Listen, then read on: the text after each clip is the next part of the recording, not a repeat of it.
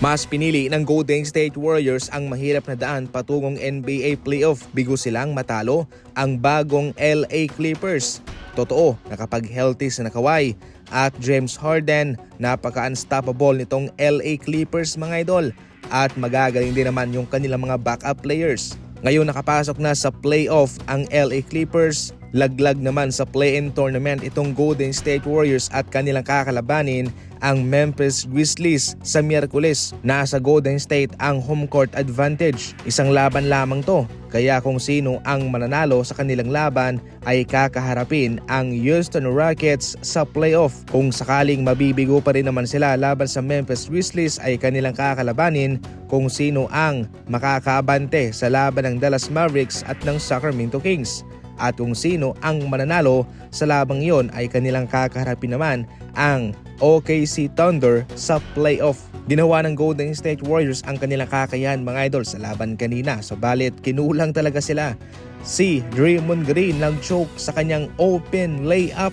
Inamin naman mismo yun ni Draymond Green na yun ay kanyang malaking pagkakasala. Yung kanyang pag-miss ng layup na yun. Isa itong malaking leksyon para sa Golden State Warriors at dapat yung susunod na mga laban ay bawal nang magkamali sapagkat kung sila ay magkakamali pa one time lang ay malalaglag na nga silang tuluyan. Samantala sa pangkabuuan, ito ang maglalaban sa playoff para sa Western Conference. Denver Nuggets laban sa Clippers, LA Lakers laban sa Minnesota at yung Rockets naman maghihintay kung sino ang makakabante sa Golden State at sa Memphis Grizzlies. Ang OKC naman maghihintay kung sino ang makakaabante sa panghuling play-in game. Sa Eastern Conference naman, Cleveland Cavaliers maghihintay pa kung sino ang makakaabante sa panghuling play-in game. Itong Indiana Pacers, Milwaukee Bucks na. Ang Knicks naman, Detroit Pistons na. Ang Boston maghihintay rin kung sino ang makakabante sa pangalawang play-in game. Marami mga bagong mukha rito mga idol, mga bagong team na pasok sa playoff at ito hoy magdaragdag ng excitement sa mga NBA fans. Bagong mukha, bagong aabangan, bagong susuportahan. Tandaan na sa pagpasok ng playoff, back to zero lahat mga idol.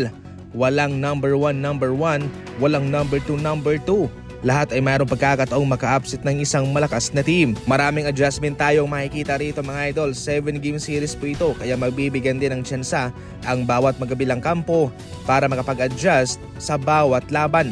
Ang malaking pagsubok lamang dito ay kung magkaroon ng injury ang mga star player dahil kung gaano kapakalakas yung mga big three nyo, kung marami ka mang superstar player sa iyong kupunan kapag tinamaan yan ng injury, nako, siguradong tapos na. Ayon nga mismo sa mga nagdaang playoff, kung sino yung pinaka-healthy, siya yung pinakamalakas na team sa NBA playoff.